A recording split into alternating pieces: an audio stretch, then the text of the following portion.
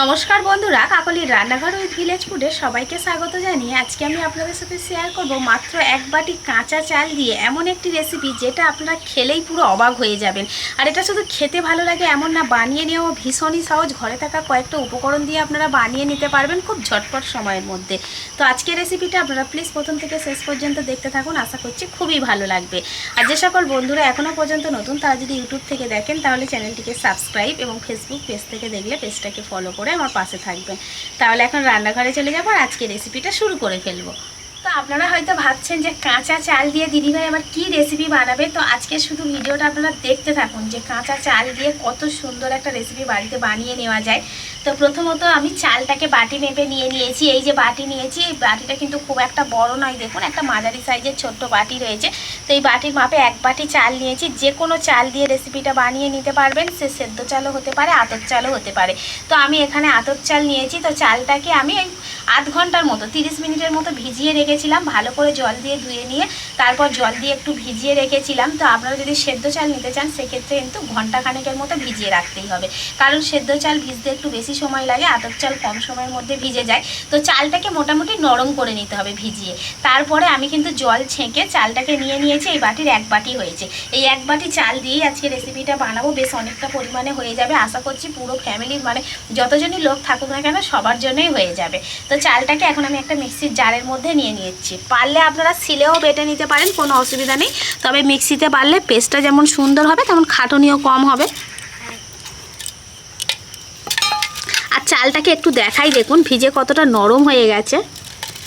এই দেখুন, হাত দিয়ে এইভাবে দলা মারলেই কিন্তু ভেঙে যাচ্ছে। তো এবার এই ভিজানো চালের সাথে আরও কয়েকটা উপকরণ দিয়ে দেব। যেটা দিতে হবে মেন, সেটা হলো নারকেল কোড়া। তো এখানে আমি নারকেলটাকে কুড়িয়ে নিয়েছি। তো এই বাটির মাপ করলে কিন্তু এক বাটিই হবে, দুটো বাটির মাপ একই রয়েছে, তাই আলাদা বাটিতে করেই নিয়ে নিয়েছি। তো এক বাটি দিয়ে দিচ্ছি নারকেল কোড়া।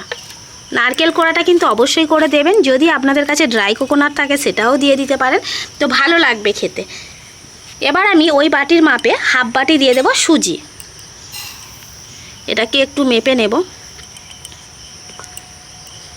তো এক বাটি চাল, এক বাটি নারকেল কোড়া আর হাফ বাটি সুজি। এবারে দিয়ে দেবো আমি ওই বাটিরই হাফ বাটি টক দই। যে কটা উপকরণ দিচ্ছি সব কটা উপকরণ কিন্তু আমি একই বাটির মাপ করে নিচ্ছি। এই জিনিসটা কিন্তু আপনাদের খেয়াল রাখতে হবে। যে কোনো কাপ বাটি নেবেন, একই কাপ বাটি নিয়ে নেবেন। তো এই যে বাটিটাকে ধুয়ে আমি একটু জল দিয়ে দেবো, খুবই অল্প, হাফ বাটির মতো, অর্থাৎ হাফ বাটির থেকে কিন্তু আরও কম নিয়েছি জলটা। দেখুন এখানে বেশি জল দেওয়া যাবে না, এরকম অর্ধেক জল দিয়ে দিতে হবে, অর্থাৎ হাফ বাটি জল দিয়ে দেবেন, বা তার থেকে পারলে একটু কম দিয়ে দেবেন। প্রথমে বেশি জল দেওয়ার কোনো দরকার নেই। এবার এই জলটা দিয়ে আমি পেস্ট করে নেব। তো এবার আমি একটা খেলানো এরকম স্টিলের থালা নিয়ে নিয়েছি। থালার গায়ে একটু সামান্য ঘি লাগিয়ে নিয়েছি। এবার এই থালার মধ্যে আমি মিশ্রণটা ঢেলে দেব।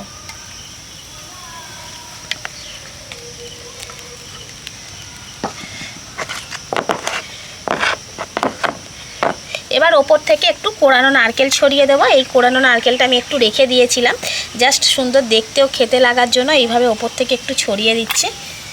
এদিকে আমি আগে থেকে কিন্তু কড়াইতে জল দিয়ে বসিয়ে রেখেছিলাম গরম হওয়ার জন্য। এই দেখুন জল গরম হয়ে গেছে, আর একটা স্ট্যান্ডও দিয়ে রেখেছিলাম।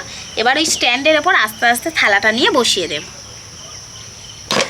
যেহেতু চাল আর সুজি রয়েছে, 10 মিনিট জাল দিলেই কিন্তু জিনিসটা তৈরি হয়ে যাবে, বেশিক্ষণ জাল দিতে লাগবে না। প্রায় 10-15 মিনিটের মতো হয়ে গেছে। এবার আমি ঢাকনাটা খুলে একবার দেখে নেব। এই দেখুন কত সুন্দর ফুলেছে আর কি দারুণ হয়েছে। মানে আমি ওপর থেকে হাত দিচ্ছি এইভাবে, দেখুন হাতের মধ্যে একটু ব্যাটার লেগে যাচ্ছে না। একটা কাঠিও নিয়ে নিয়েছি, কাঠি দিয়ে একটু চেক করে নেব। এই দেখুন একটুও ব্যাটার লাগছে না। যদি কাঠির গায়ে একটু লেগে যেত মিশ্রণটা তাহলে জানতাম দেরি আছে। খুব সুন্দরভাবে কিন্তু হয়ে গেছে, ফুলেছেও দারুণ, কালারটা এসছে দারুণ। তো এবার আমি এটাকে নামিয়ে নেব, নিয়ে ভালো করে নিচে নামিয়ে ঠান্ডা করে নেব। আমি একটা দুধের মালাই তৈরি করে নেব। তার জন্য কড়াইতে 500 গ্রাম দুধ দিয়ে নিয়েছি। এবার দুধটাকে ভালো করে একটু জাল দিয়ে নেব।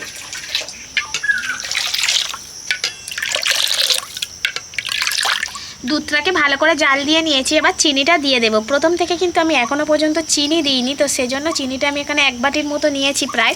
তো আপনারা চিনির পরিমাণটা কম বেশিও করে নিতে পারেন। তো এবার জাল দিয়ে আমি চিনিটাকে ভালো করে গলিয়ে নেব। আর চিনিটা গলার পর যে জলটা বেরোবে সেই জলেই কিন্তু আবার দুধটাকে ভালো করে জাল দিয়ে ঘন করে নেব। এদিকে এটা ঠান্ডা হয়ে গেছে, আর এদিকে আমি কিন্তু দুধের মালাইটাও নিচে নামিয়ে নিয়েছি। আর এই মালাইটাকে হালকা ঠান্ডা করে নিতে হবে, একটু কুসুম উষ্ণ গরম থাকবে। তো সেরকম গরম থাকতে থাকতে কিন্তু ওর মধ্যে দিয়ে দিতে হবে, একেবারে পুরোপুরি ঠান্ডা করা যাবে না, আবার নামিয়ে সঙ্গে সঙ্গে খুব গরমও দেওয়া যাবে না। আবার এদিকে ঠান্ডা করে নিয়েছি। এবার এটাকে আমি একটা যা কিছু দিয়ে এইভাবে ছিদ্র করে নেব। যে একটা কাঁটা চামচ থাকে, ওই কাঁটা চামচ দিয়ে ফুটো করে নিলেও হবে। তো কাঁটা চামচটা এখন আমার রান্নাঘরে নেই বলে আমি একটা কাঠি নিয়েছি, কাঠি দিয়ে এইভাবে ছিদ্র করে নিচ্ছি, যাতে খুব সুন্দরভাবে মালাইটা ভেতর পর্যন্ত ঢোকে।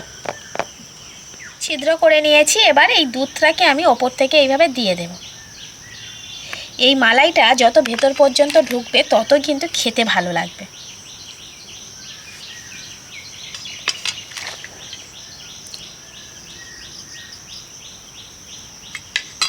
তো এইভাবে মালাইটাকে দিয়ে 10 মিনিটের মতো যদি রেখে দিই, খুব সুন্দরভাবে কিন্তু মালাইটা একদম ভেতর পর্যন্ত ঢুকে যাবে আর নরম হয়ে যাবে, খেতে দারুণ লাগবে। মালাইটা খুব সুন্দরভাবে শুকিয়ে গেছে দেখুন, অর্থাৎ ভেতর থেকে কিন্তু খুব ভালোভাবে ঢুকে গেছে, এই দেখুন। তো এবার এটা চাল দিয়ে বানানো হয়েছে না কি দিয়ে বানানো হয়েছে কিন্তু বোঝাই যাচ্ছে না। এবার আমি ছোট ছোট পিস করে কেটে নেব, বরফি বা সন্দেশের শেপে কেটে নেব। এটাকে আপনারা কাঁচা চালের সন্দেশও বলতে পারেন, কাঁচা চালের বরফিও বলতে পারেন, নিজেদের পছন্দ মতো নাম দিয়ে দেবেন, তবে খেতে কিন্তু দারুণ লাগবে।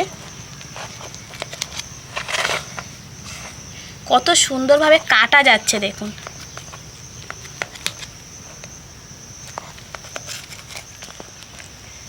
প্রতিটা পিস থালা থেকে কত সুন্দরভাবে উঠে আসছে দেখুন।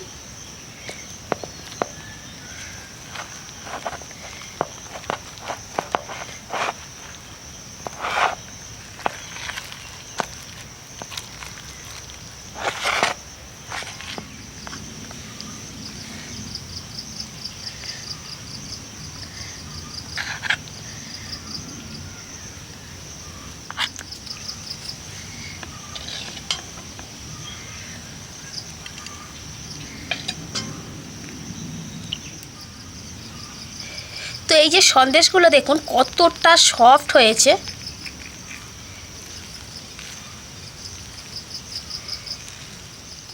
এই মিষ্টিগুলো খেতে এতটাই ভালো লাগে যে মুখে দিলেই মিলিয়ে যাবে, কত সুন্দর হয়েছে দেখুন।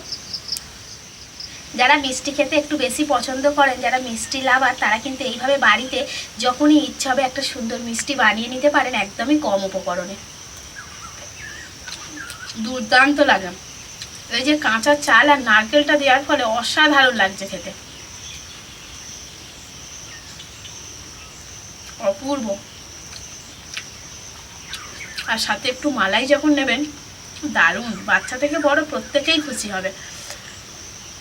তাহলে আপনারা তো দেখতে পেলেনই কত কম উপকরণে মাত্র এক বাটি কাঁচা চাল দিয়ে কতটা সহজ পদ্ধতিতে আর কম সময়ে এত সুন্দর একটা রেসিপি আমি বাড়িতে বানিয়ে নিলাম। তো আপনারাও কিন্তু অবশ্যই করে বাড়িতে বানাবেন এবং বাড়ির যাকেই খাবেন সেই কিন্তু খুশি হবে। এগুলো খেতে এতটাই ভালো লাগে যে একবার বানালে কিন্তু বারবার বানাতে ইচ্ছা করবে। তো বন্ধুরা, আমার আজকের এই কাঁচা চাল দিয়ে মিষ্টির রেসিপিটা আপনাদের কেমন লাগলো সেটা অবশ্যই কমেন্ট করে জানাবেন। আর ভালো লাগলে লাইক, কমেন্ট, শেয়ার, সাবস্ক্রাইব এবং ফলো করে আমার পাশে থাকবেন। আর আবার নিত্য নতুন রেসিপিগুলো এইভাবেই দেখতে থাকবেন। তাহলে আজকের মতো এখানেই শেষ করছি। সবাই ভালো থাকবেন, সুস্থ থাকবেন, দেখা হবে পরের রেসিপিতে।